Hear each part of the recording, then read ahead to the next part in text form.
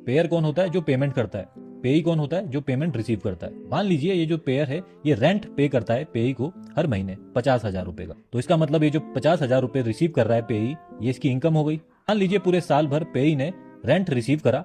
अब जब financial year and हो जाएगा, यानी कि 31 मार्च आ जाएगा, उसके अगले 2-3 महीने के अंदर ये पेई अपनी इनकम टैक्स रिटर्न फाइल करेगा और फिर जितनी भी इसने रेंट की इनकम कमाई है पूरे साल भर में, उसके ऊपर जितना भी टैक्स बनता है वो गवर्नमेंट को जमा करा देगा।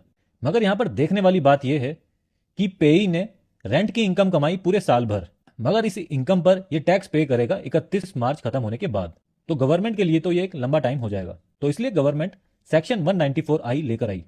इसमें गवर्नमेंट ने बोला पेयर को कि आप जब ये रेंट पे करेंगे ना पेई को, तो रेंट पे करने से पहले आप टीडीएस काट लीजिएगा, टीडीएस डिडक्ट कर लीजिएगा। बाकी बची हुई पेमेंट है, रिमेनिंग पेमेंट है, वो आप पेई को दे दीजिएगा। उसके बाद ये जो आपने टीडीएस डिडक्ट करा है वो आप इस पेई के पैन नंबर के साथ हमें जमा करा दीजिएगा, यानी कि गवर्नमेंट को जमा करा दीजिएगा।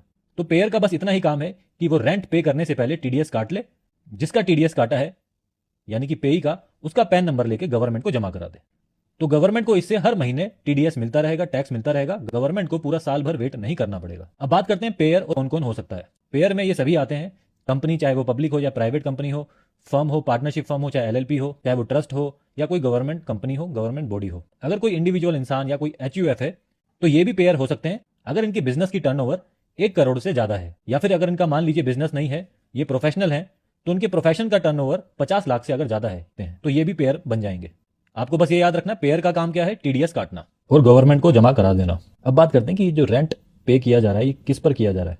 अगर रेंट लैंड एंड बिल्डिंग या फिर फर्नीचर एंड फिटिंग्स पर पे किया जा रहा है तो इसका टीडीएस रेट होगा 10%, और अगर प्लांट एंड मशीनरी पर किया जा रहा है रेंट पे तो इसका टीडीएस रेट होगा 2%। अब यहीं पर हमें थ्रेशोल्ड लिमिट भी देखनी होगी कि रेंट कम से कम कितना होना चाहिए कि जो पेयर है उसको टीडीएस काटना पड़े। पहले एनुअल रेंट यानी कि पूरे साल भर का रेंट 2,40,000 माना जाता था। अब फाइनेंशियल ईयर 2025-26 से टोटल 6 लाख हो गया है।